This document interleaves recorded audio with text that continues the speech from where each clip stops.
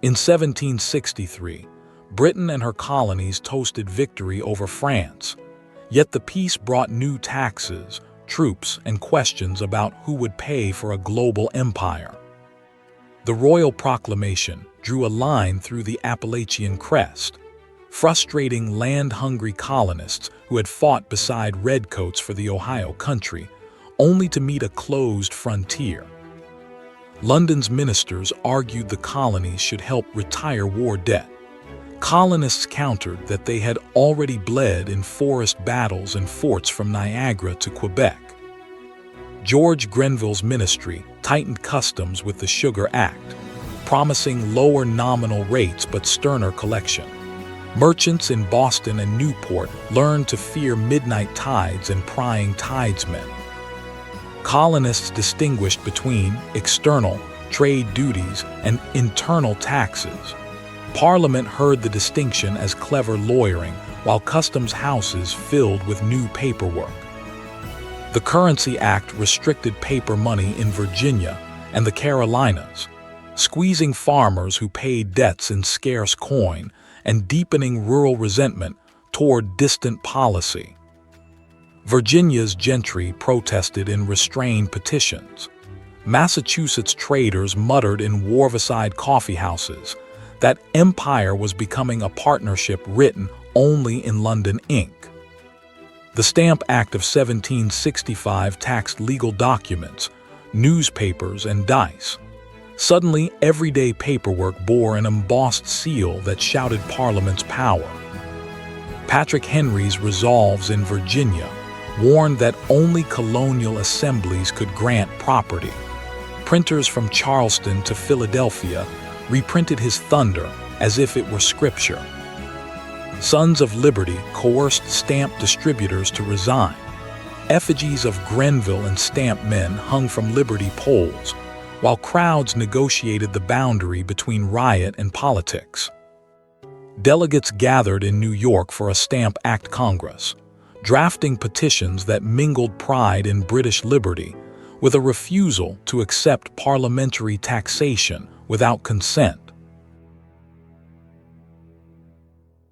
British merchants, feeling the pinch of boycotts, lobbied Parliament. In 1766, repeal arrived, accompanied by the Declaratory Act asserting total parliamentary authority. Colonists celebrated repeal as a popular victory, but the Declaratory Act lingered like a storm cloud. Lawyers read it as a claim that could justify any future duty. Charles Townshend, Chancellor of the Exchequer, sought external duties on glass, lead, paper, and tea, crafting taxes colonists might swallow while still funding officials in America. The New York Assembly refused to quarter troops under the Quartering Act. Ministers threatened to suspend its legislative powers, turning barracks disputes into constitutional crises. Customs commissioners sat in Boston with salaries paid from duties, freeing them from local pressure. Sailors and merchants learned that the waterfront now had eyes loyal to Whitehall. John Dickinson's letters from a farmer urged calm resistance. Boycott imported goods, petition the king, deny Parliament's right to raise revenue while affirming allegiance to the crown. Non-importation agreements spread through port towns. Women spun homespun and drank Liberty tea, while shopkeepers risked ruin to keep shelves free of taxed cloth. The Liberty riot showed Boston streets could explode when customs men seized John Hancock's sloop. Cobblestones and clubs spoke when petitions seemed ignored. British regiments landed to restore order. Redcoats drilled on the common while civilians counted bayonets and wondered whether empire meant protection or occupation. Soldiers took part-time jobs for shillings, competing with rope-walk laborers. Insults in alleys escalated into brawls that made uniform and civilian identities collide. On the 5th of March, 1770, muskets flashed on King Street. Crispus Attucks and others fell. and Paul Revere's engraving fixed the Boston Massacre in colonial memory. Captain Thomas Preston and his men faced trial. John Adams defended the law's dignity, winning acquittals for some while conceding that cities occupied by troops breed tragedy. The Townshend duties were repealed except on tea, a face-saving sop. Colonists claimed victory, yet the principle of revenue remained unresolved beneath the thin tea tariff.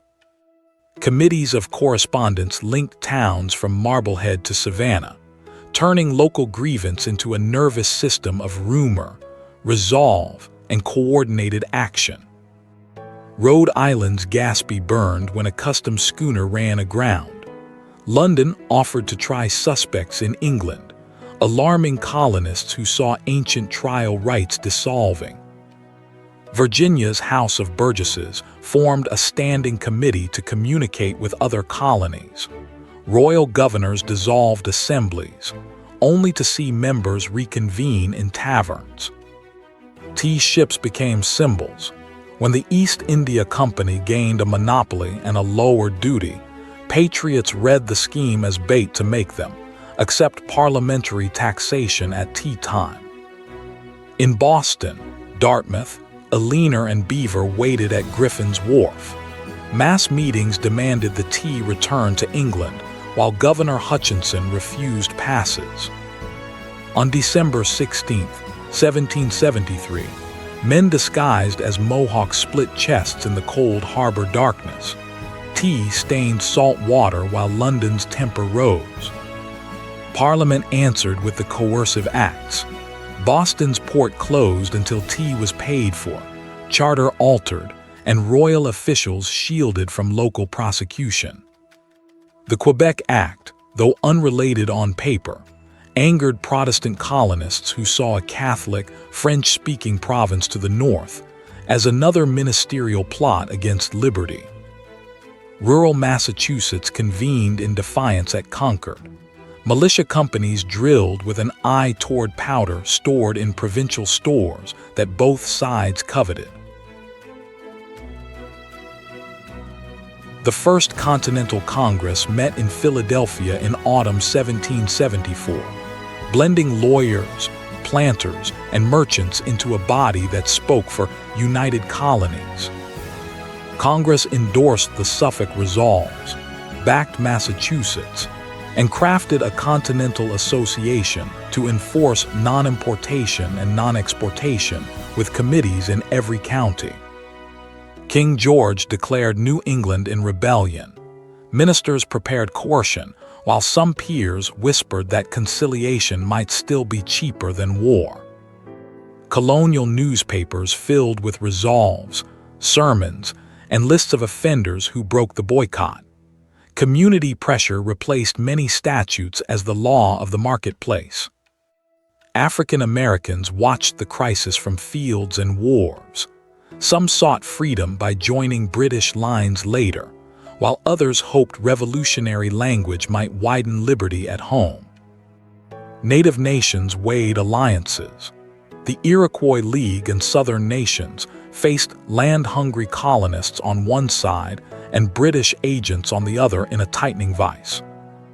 Women's political labor, spinning, boycotting, fundraising, made domestic space a front in the imperial argument, even when assemblies remained closed to female suffrage. Thomas Hutchinson, lieutenant governor and historian, defended order while patriots tarred his mansion. Broken glass and charred books showed how personal reputation could become a battleground. Philadelphia's debating clubs and New York's chamber readers spread Locke and Cato's letters until consent and corruption were household words beside Sabbath sermons. Customs informers and vice admiralty courts without juries convinced many colonists that English liberty overseas meant something meaner than the liberty celebrated in Westminster speeches. Powder, muskets, and conviction accumulated in barns from Worcester to Williamsburg, while Ticonderoga's guns still slept in British hands. soon to wake the continent. By early 1775, many colonists still swore loyalty to the crown while preparing to fight for rights they defined as English. The gap between those truths was closing fast.